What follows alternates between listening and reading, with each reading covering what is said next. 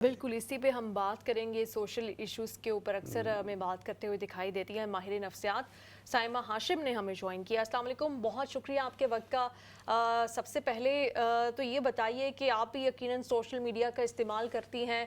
कोई भी किसी भी तरह के ख्यालात, अक्सर हम ऐसे ख्यालात का इजहार करते हैं कि हमें लगता है कि इससे किसी को तकलीफ हो क्या सकती है, इतना कोई हार्मलेस आइडिया है या पोस्ट है, लेकिन उसके नीचे भी बहुत सारे लोग आ जाते हैं कि ये आपने क्यों कह दिया।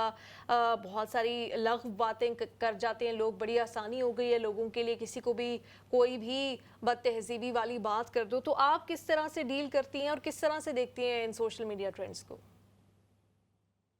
अस्सलाम वालेकुम। अच्छा, सबसे पहले तो मैं सोशल मीडिया को इस तरह से देखती हूँ कि सोशल मीडिया को हमारे वेलफेयर के लिए बनाया गया था, ठीक है?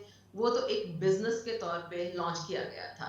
अब हम वहाँ पर क्या हैं? प्रोडक्ट हैं, ठीक है? हमसे वो फ़ायदा उठा रहे हैं। हमारा हर लाइक, हर कमेंट, हर रीपोस्ट फ़ायदा दे रही है किनको? उनके बिज़नेस को, जिन्होंने सोशल मीडिया लॉन्च किया है। अब यहाँ पे हमारी अपनी ज़िम्मेदारी ये आती है कि ठीक है, हम उनको तो फ़ायदा दे रहे हैं, लेकिन इतना स्मार्ट वे में हम सोशल मीडिया को यूज़ करें कि हमें भी उसका फ़ायदा हो। ऐसा नहीं कि हम यहाँ से खसारे से बाहर निकल जाएँ। तो हमें स्मार्टली सोच कर काम करने की ज़रूरत है। अब लेकिन अनफॉर्च्युनेटली होता ये कि मेजॉरिटी लोग ये नहीं सोचते हैं। वो विक्टिम बन जाते हैं और उनको पता भी नहीं चलता कि उनके साथ क्या हो रहा है और वो खुद अपने साथ बहुत ज़्यादा बुरा कर रहे होते हैं। आपने जैसे कहा कि कई ऐसी बिल्कुल बेज़रर सी पोस्ट होती है, उसके ऊपर आकर लोग शुरू हो जाते हैं। अब देखें, ये सारी हेट्रेड और दिल में जेलसी या कंपटीशन, ये ऐसे जितने भी नेगेटिव इमोशंस होते हैं, वो तो इंसान के अंदर मौजूद हैं। लेकिन फिजिकल लाइफ में इस तरह से वो तकरार करके या किसी को गाली नहीं दे सकता। सोशल मीडिया पे एनोनिमस अकाउंट है, इवन कोई नाम भी है, डीपी कोई और लगाई हुई, हमें क्या पता कि कौन है। बहुत कम लोग ऐसे हैं ना जिनको हम जानते हैं और जो रियल में एग्जिस्ट करते हैं माशरे में। तो बहुत आसान हो गया है वो नफरत जो आप दिखाना चाहते थे फिजिकल लाइफ में, अब आसानी से आप सोशल मीडिया पे आप दिखा सकते हैं। कोई आपको रोक टोक करने वाला तो है नहीं। यहाँ पे जिम्मेदारी हर हैंडल की, हर उस इंसान की जो सोशल मीडिया यूज कर रहा है, उसकी अपनी जिम्मेदारी है।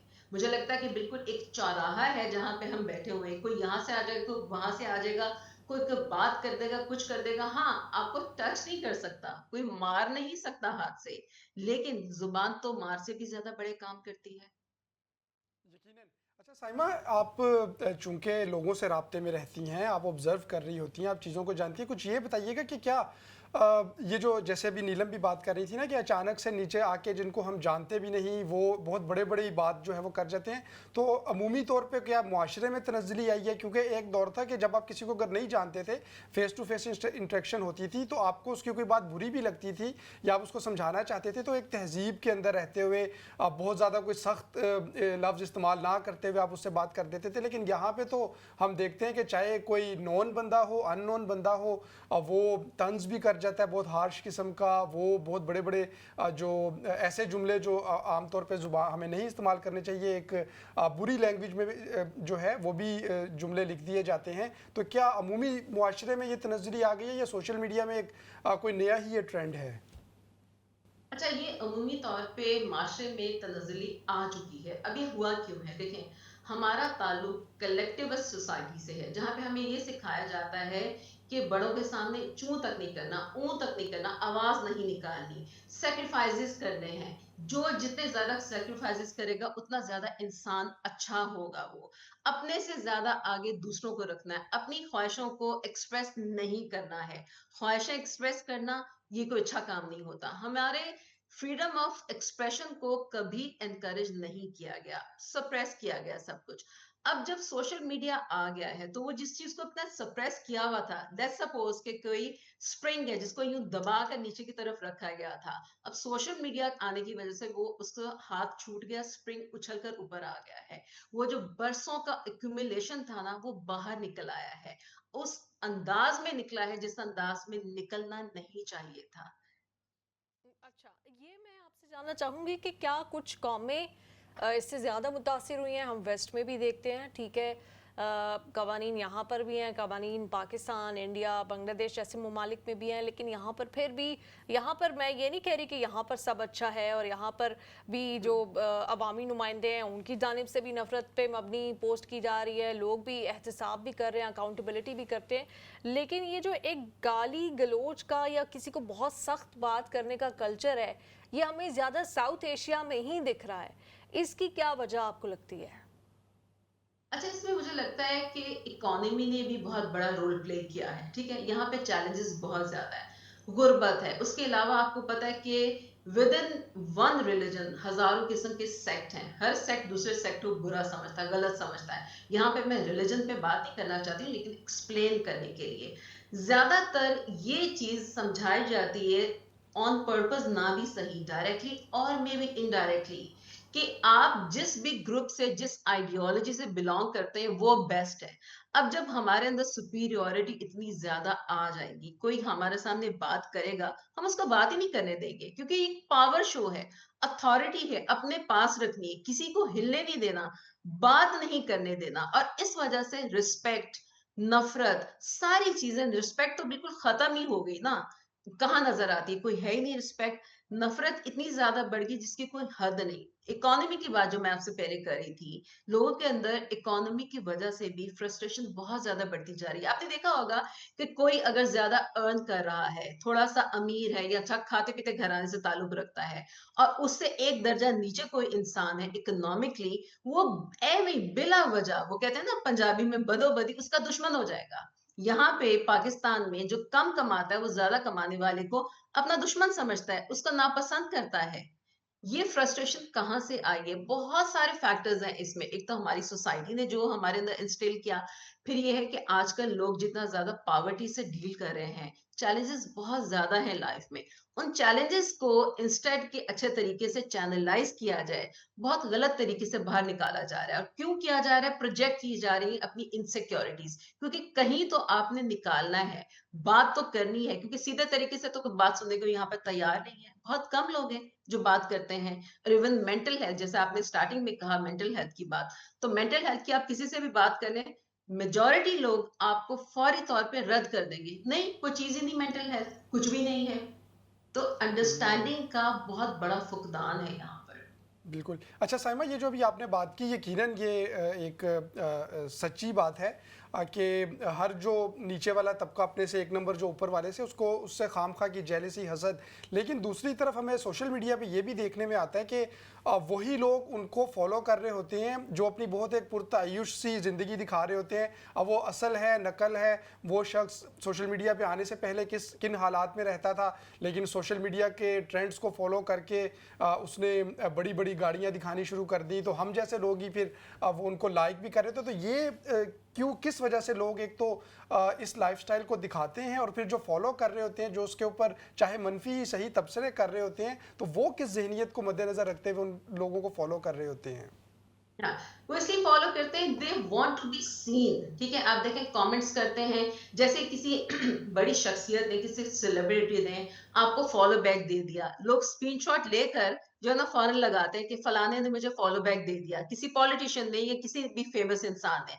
क्यों? क्योंकि इसमें उनको बहुत ज्यादा अपना आप डिग्निफाइड लगता है, ठीक है, क्योंकि अपने अंदर में तो अपनी जात में कुछ ऐसा है नहीं जो वो दिखाएं, ठीक है। मतलब ये बात सुनने में शायद हार्श लग रही होगी, लेकिन उनके पास कोई ऐसी अचीवमेंट नहीं होती, तो वो ऐसे लोगों के साथ जुड़ना चाहते हैं जिन्होंने कुछ अचीव किया होता है। तो इस तरह से उनको लगता है कि हमारी जात का भी कोई मकसद है, हम नजर आ रहे हैं, कोई हमें देख रहा है।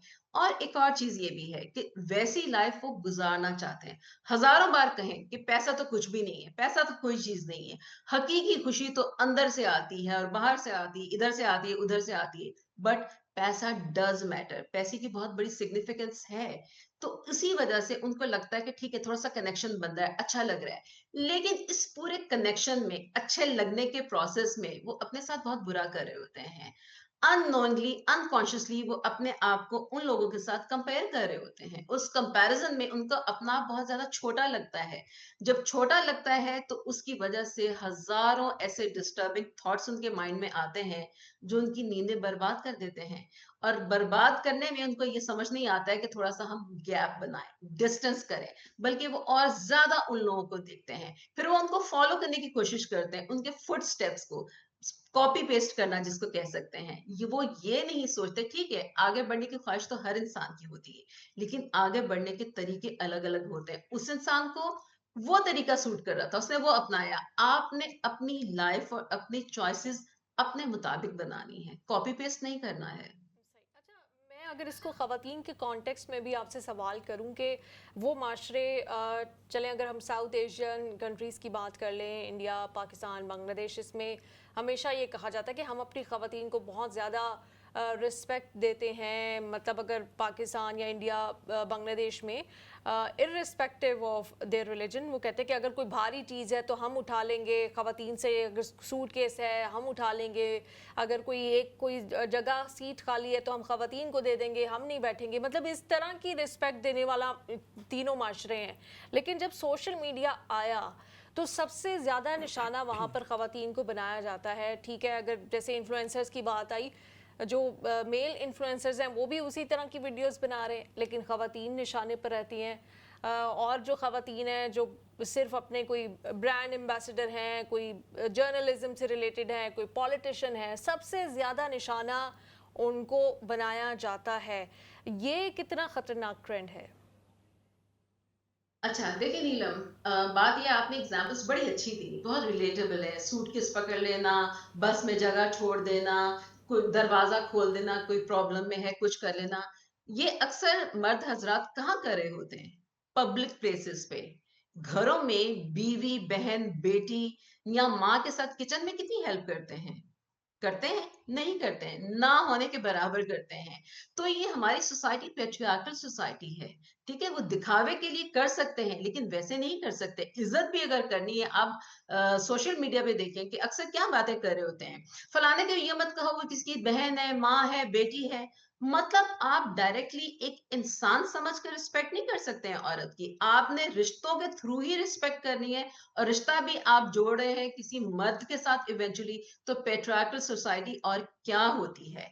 यहाँ पे जब मैं सोशल मीडिया की बात करूं स्पेसिफिकली, जो आपने क्वेश्चन किया, उसका आंसर ये है कि जब वो देख रहे होते हैं ना कि सोशल मीडिया एक ऐसी जगह है जहां पे औरत हमारे बराबर आकर खड़ी हो रही है, वो बराबरी उनको बहुत बुरी लगना शुरू हो जाती है।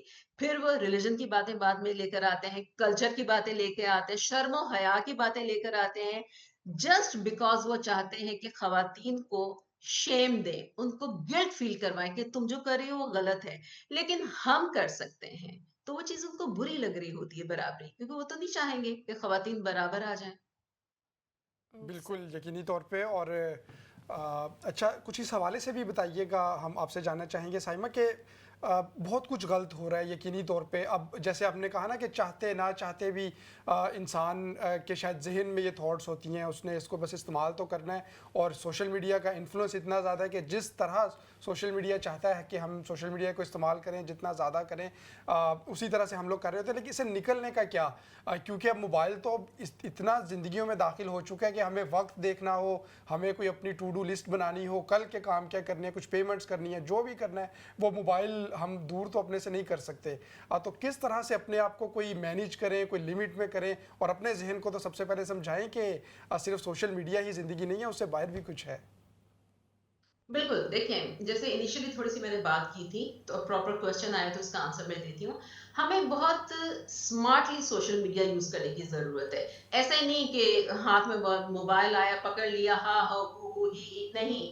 सोशल मीडिया से हमने सबसे पहले सोचना है कि बेनिफिट कैसे कर सकते हैं अपने आप को। आपने कुछ लर्न करना है, लोगों के साथ कोई मीनिंगफुल रिलेशनशिप्स नहीं, कनेक्शंस आपने बनाने हैं, ठीक है? अपना बिजनेस प्रमोट करना है, अपना कोई भी काम आप करते हैं वो आपने प्रमोट करना है, लोगों को बताना है कि मैं ये करता हूँ या करती हूँ। आपने अपने बारे में सोचना है कि सोशल मीडिया में रहते हुए आपने अपनी जात को, अपने काम को या अपनी लाइफ को बेनिफिट कैसे करना है। पहली बात तो आपने ये सोचनी है। सेकंड, ऐसे लोग जो भी ज़ाहिर है सोशल मीडिया पे लोग ही हैं ना, ऐसे लोग जो आपको लगता है कि आपका पीस ऑफ माइंड छीन लेते हैं या छीनने का पोटेंशियल रखते हैं, उनसे थोड़ा-सा दूर रहिए। बहुत सोच समझ के ऐसे लोगों को फॉलो करें या ऐसे लोगों के साथ कनेक्ट हों, कमेंट, लाइक या रीपोस्ट कोई भी चीज़ करें, उन लोगों के साथ करें जिनके साथ आपको लगता है कि हाँ, हमें बात करके अच्छी पॉजिटिव एनर्जी फील हो रही है, वो भी एक फ़ायदा है, राइट?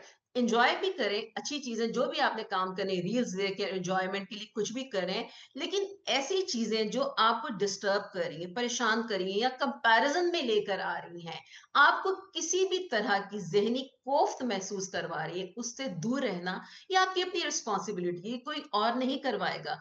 क्यों? क्योंकि सोशल मीडिया तो चाहता ही है कि हम स्टिक रहें, उसके साथ चिपके रहें, कुछ भी देखें, कुछ भी करें।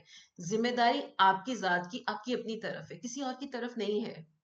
अच्छा, मैं आपसे नौजवानों के कॉन्टेक्स्ट में पूछना चाहूँगी, क्योंकि मैं अपने बात करूँ तो हमारा तो दौर जो है वो काफ़ी हद गुजर तक चुका। मोबाइल के बगैर भी गुजरा है, और आगे भी हम इसके बगैर अपने थोड़ा लिमिट भी कर सकते हैं। जो नौजवान जो पैदा ही इस दौर में हुआ है, वो बच्चा जो आज पैदा हो रहा है 2 साल का है, उसकी कार्टून्स भी इस पे चल रहे हैं। हमें तो टीवी पे कोई टाइम का वेट करना सुबह पड़ता था 7 बजे। कि सुबह 7 बजे लगेंगे या शाम को 5 बजे लगेंगे।